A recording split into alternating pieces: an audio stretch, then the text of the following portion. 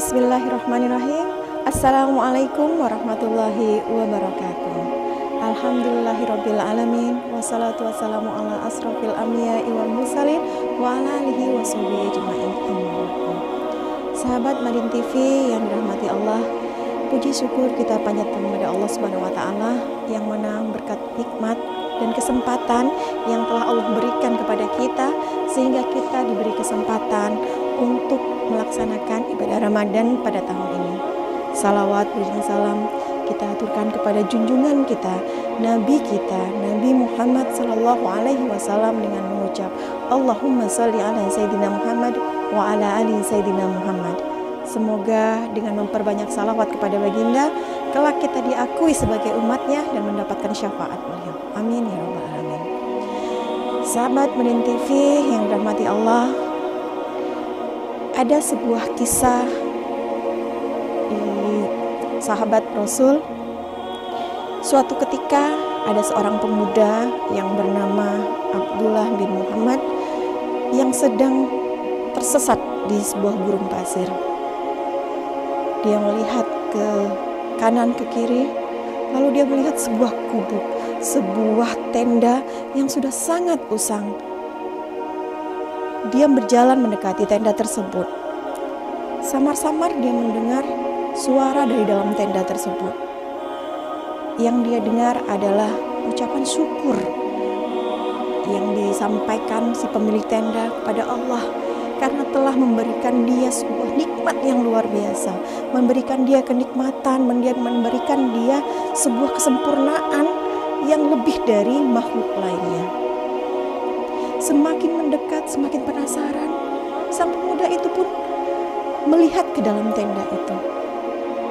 Dan alangkah terkejutnya setelah dia melihat apa yang dalam tenda. Tahukah sahabat Madin TV?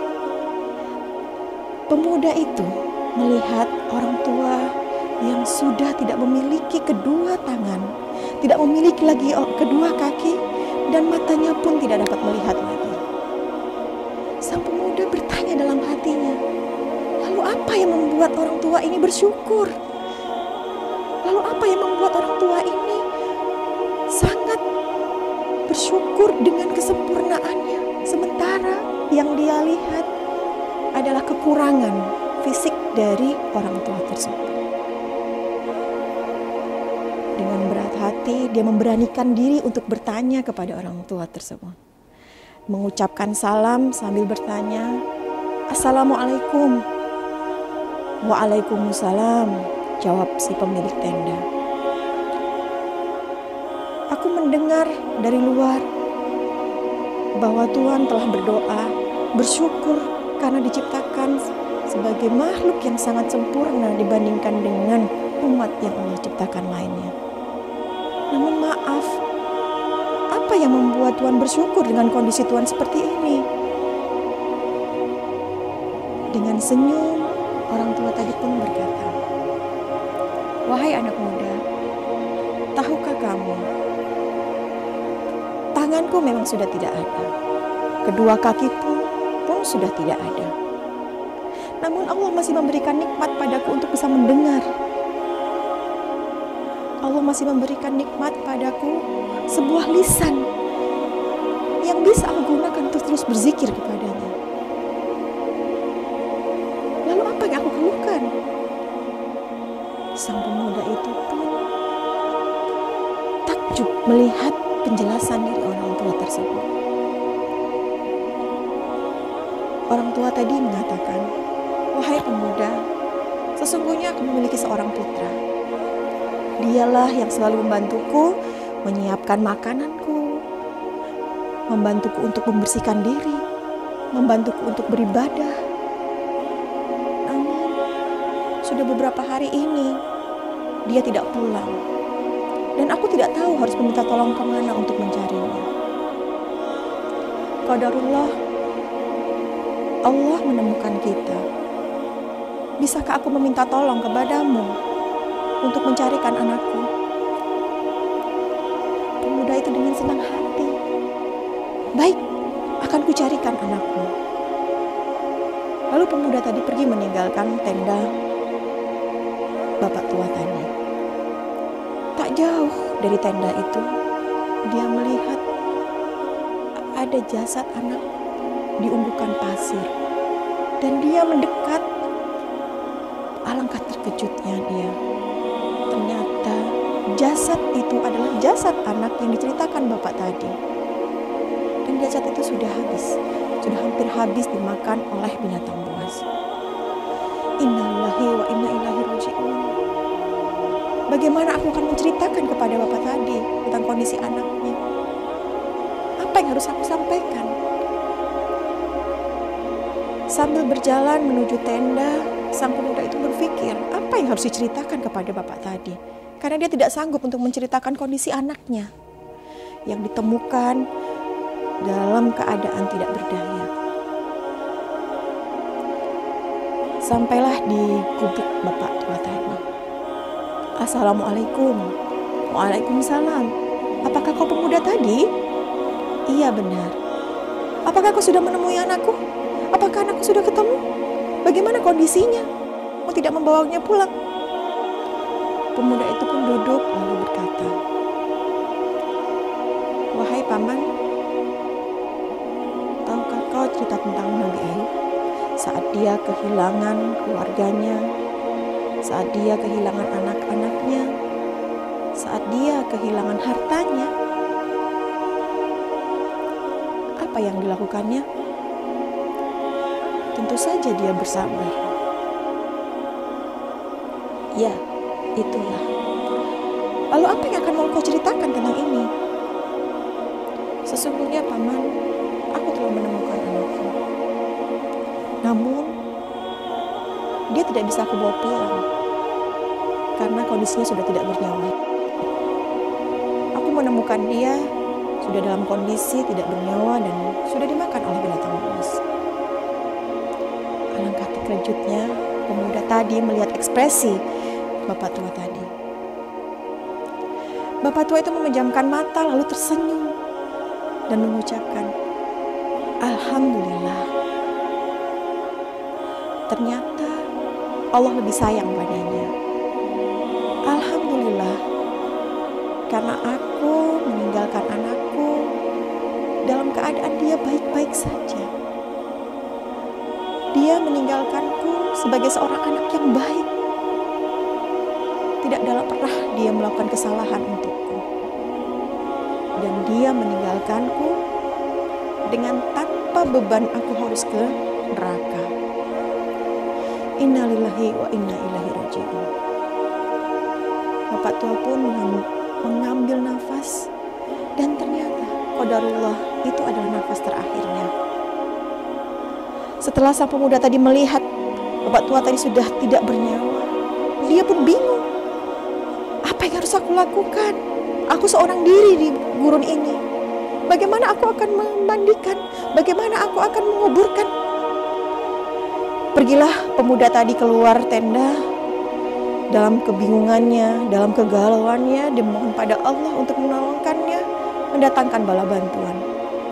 Tak lama kemudian datanglah rombongan para pemuda yang melalui gurun pasir itu. Lalu rombongan itu mendekati sang pemuda tadi. Assalamualaikum wahai pemuda. Waalaikumsalam. Apa yang terjadi padamu? Kenapa kamu begitu gelisah? Diceritakanlah kejadian yang menimpa pemuda ini. Lalu rombongan tadi mengatakan, bolehkah kami melihat jasad orang tua yang kamu ceritakan tadi? Silakan, mungkin kami mengenalnya. Setelah dibuka, betapa terkejutnya rombongan tadi. Masya Allah, inilah orang yang kami cari selama ini. Beliau adalah salah satu sahabat Nabi. Beliau dekat dengan Ibnu Abbas.